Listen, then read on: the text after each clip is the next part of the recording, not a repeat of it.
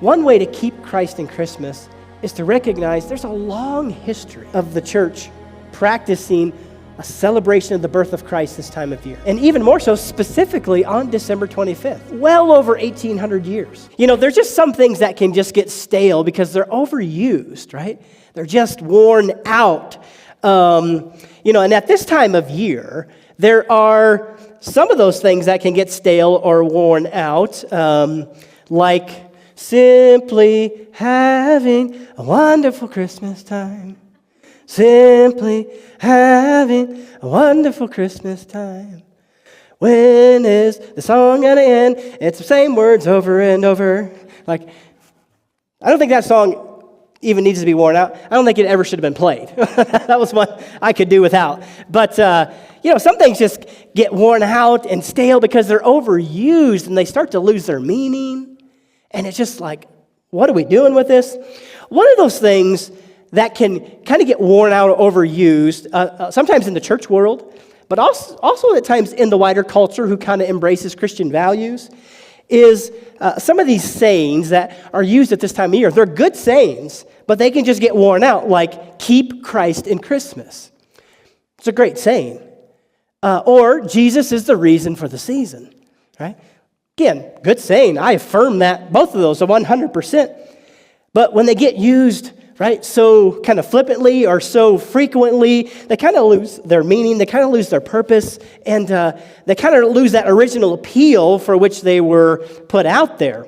And sometimes you just kind of get your fill of those things because they're not given a fresh perspective or a new way of thinking about it. Well, today I truly believe the Father wants to use one of those sayings to kind of give us a fresh perspective this morning on one of these well-known sayings within the church community, sometimes in the wider culture, of this idea of keeping Christ in Christmas.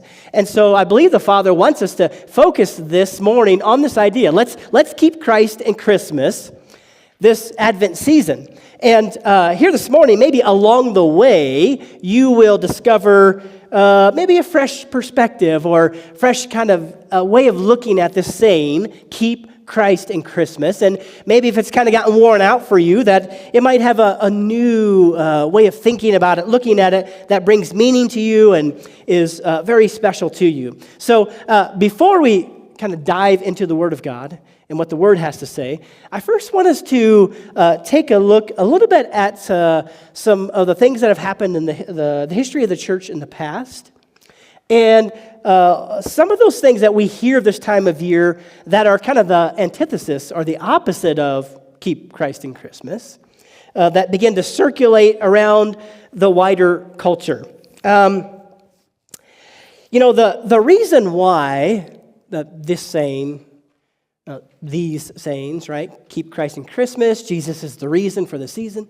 The reason why Christians started using these phrases and why they kind of took hold sometimes in the wider culture was the simple idea that we would hold, which is that if it wasn't for the birth of Jesus, there would be no Christmas, right? Another way of saying it is that Christmas is the celebration of Jesus' birth. So to remove Christ from Christmas, right, is to remove the reason for the season. Like, in other words, it doesn't make sense to have Christmas without Christ. However, many of those who would deny Christ or deny the Christian faith argue that actually Jesus wasn't the original reason for the season. I don't know if you've ever heard this, but it circulates around the culture at Christmas time. One of the arguments that's out there about Christmas is that Christians hijacked December 25th from pagan festivals of the past. And we just, we took them over and made them a Christmas thing, a Christian thing. A couple of those pagan festivals, Sol Invictus is one, Saturnalia is another one. And I want to just briefly talk about these festivals, but then I want to talk about what Christians actually believed and practiced and said predating these festivals about December 25th and about that being the time where Christians celebrate the birth of Jesus. And I think it's one way for us to, how do we keep Christ in Christmas? Well, one way is to simply just knowing what you believe, right? Having confidence in the Christian faith, in our history, and all that comes with it. It actually helps you to keep Christ in Christmas when you recognize that, hey, there's actually some validity to things like December 25th being a special time to honor the life of Christ. So let's just talk about a couple of these festivals real quick and what the claims are. So the first kind of pagan holiday festival that Christians are accused of stealing this holiday, this date even of December 25th, and making it into a Christian thing is Sol Invictus. So Sol Invictus is it is a pagan festival to a Roman sun god that the Roman emperor Aurelian way back in like the year AD 274.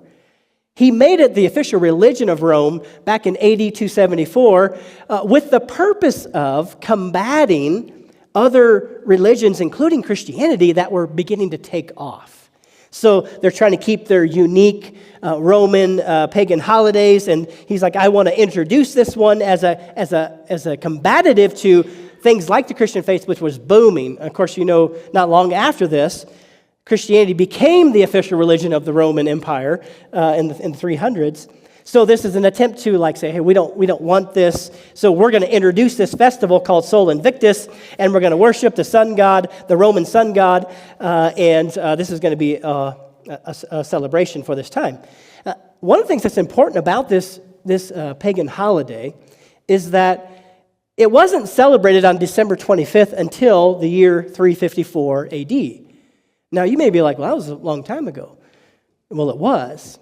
But many Christians wrote and spoke about Jesus' birth being honored on December 25th well over 100 years before this, okay? So just something to keep in mind. Next, there's another festival that was called Saturnalia, and Saturnalia was the worship of the god Saturn. It was kind of an ancient Roman winter festival, pagan festival. And this one is a lot easier to kind of deal with, the fact that it was never actually celebrated on December 25th. So it wasn't some, Christians stealing this pagan holiday. But often these two are quoted, just so you know. In the wider culture, you'll start hearing things like, Christianity, December 25th and Christmas, that wasn't even a Christian thing. They stole that from the pagans, blah, blah, blah, right?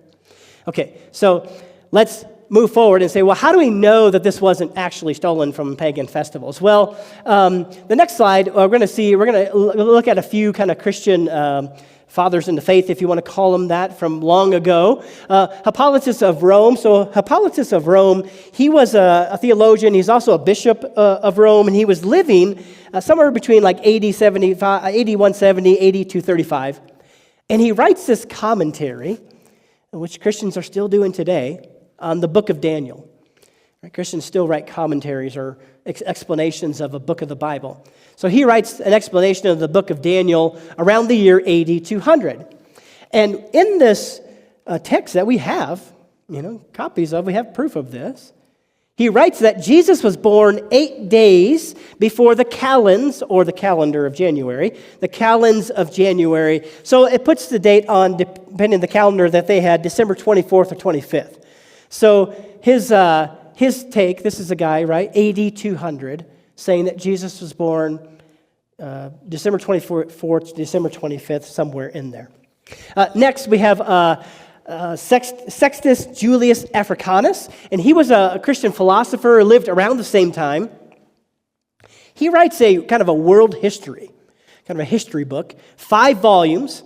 And in these 5 volumes, he writes from creation up until the time where he's writing, the year AD 221, after the life of Jesus, AD 221. So based on his calculations from the Gospels of Luke and Matthew, he calculates that Jesus was conceived on March 25th, and therefore he comes to the conclusion that he was born on December 25th. Now, just with these 2 men that we just talked about, both of them are writing 200, 221 AD. This predates this pagan festival by 130 years, 150 years, right? So we're already hearing about this is a common belief and practice amongst Christians to honor the birth of Jesus on December 25th. Next, one more. Tertullian, he lived, again, around the same time, and he writes a book called Adversus Judaeos, meaning an answer to the Jews. And again, around 200, he places the conception of Jesus on March 25th. Therefore, they put the birth of Jesus on December 25th. So what's the point of all that? The point of all that is to help us understand that, first and foremost, this idea that December 25th, Jesus being born on that day, we don't have hard evidence that that was the case. That's not really the point. The point is his birth was honored on December 25th, long before many of these pagan holidays and things like that came about. Often these pagan holidays were in response to Christianity as a way to kind of combat it or to suppress it and to change the culture. And so I think it's important for us to know that, hey, there are reasons during this Advent season one way to keep Christ in Christmas is to recognize there's a long history of the church practicing a celebration of the birth of Christ this time of year. And even more so, specifically on December 25th, well over 1,800 years.